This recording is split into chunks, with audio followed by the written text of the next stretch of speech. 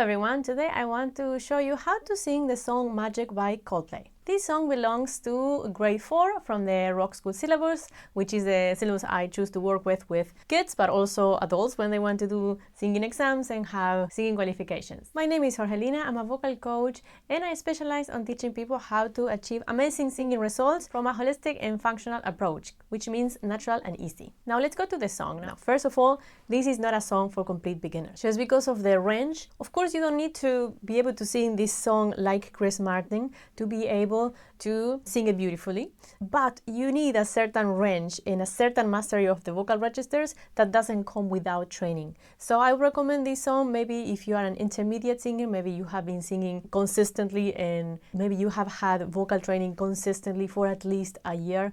I wouldn't attempt it with less than that. This song teaches you a lot of abilities in singing that are going to be useful for many other songs, but I'm going to talk about 3 of them today, which are the ones that are going to help you the most in succeeding with this song. The first one is timing. Secondly, pitch accuracy, and thirdly, development and flexibility of the vocal registers. I would like to mention to start with, especially if you were to sing this song like Chris Martin, respecting all the notes and everything, this song has a wide range, which goes from E3 to D5. So it's a little bit of a stretch. And by the way, if you are trying to increase your range, go to the description below now because I have a free resource for you that will help you increase your range in no time. I would like to mention that, of course, you don't need to have that range to sing this song. There are some parts that you can sing maybe an octave down, or you can improvise a different melody over it, and of course you can always change the key. That said, who is this song for? As it is in the original key, it's great for advanced singers that have a mastery of the different registers, so they can sing in different registers with control of the tone.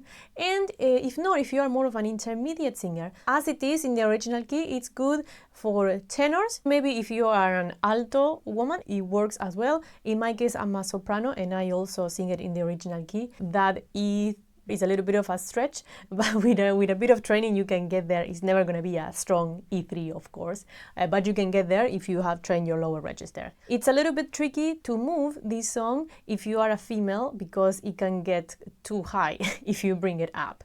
If you are a male, you can bring it lower quite a bit while still keeping the sound quality that you would like to have if you want to more or less do it in the style of Chris Martin. But I wouldn't bring it down. So of course when we're changing keys, it's a question of how much can we change it for the desired outcome that you have. If you want to keep the sound quality of a singer, then you have to look at that with care. It's not just about touching the note, but about doing it with a desired tone. And that has to be not only with your natural register, but also with how much mastery you have of the registers, how much you can control your pitch muscles to give you a lighter or a denser sound, as well as your resonators to boost the different frequencies and different manners. But that's getting a little bit too nerdy, so let's start with the song.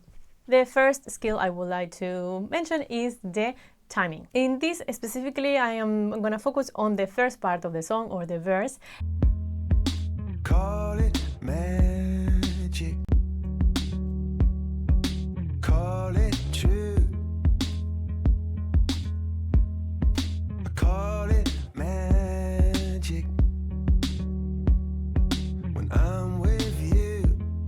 It's not so much about timing as we usually work on, like being able to sing on beat. That's of course very important, but this song has a particularity that makes it actually very beautiful, and is that the harmonic rhythm is a little bit different than normal. So usually in pop songs you will have 4/4 bars and the chord, the harmony, will change in beat 1. In this song though, the beat changes in beat 3 of each bar in the verse.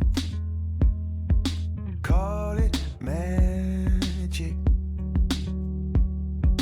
Call it. So it makes it a little bit harder to know exactly when to sing, and this is something that my students usually struggle when they sing this song. So this is the score for the Rock School arrangement for Magic.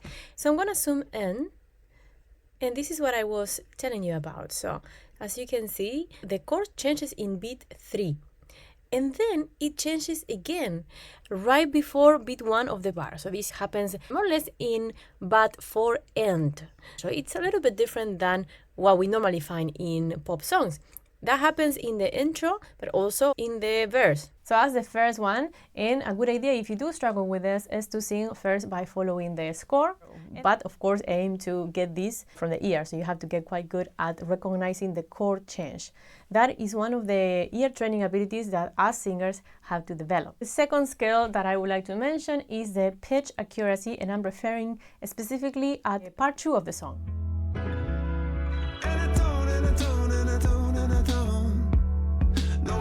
It's true, I don't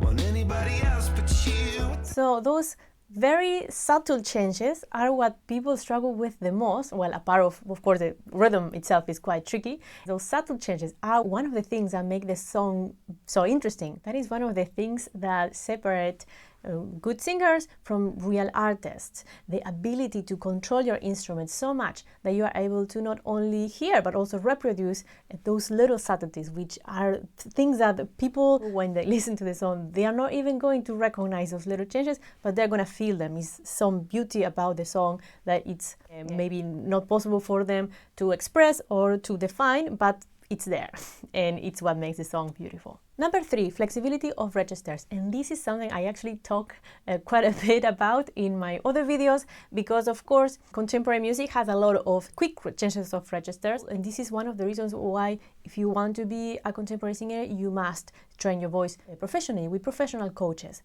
because those registers require a very fine coordination of your pitch muscles as well as your resonators, and it's really hard to understand how to do that just by sensing. You need some guidance. Chris Martin is a master of changing registers, as I say in my last video, in which I tell you a little bit more about Chris Martin vocal abilities, but I'm going to focus specifically on this third part of the song.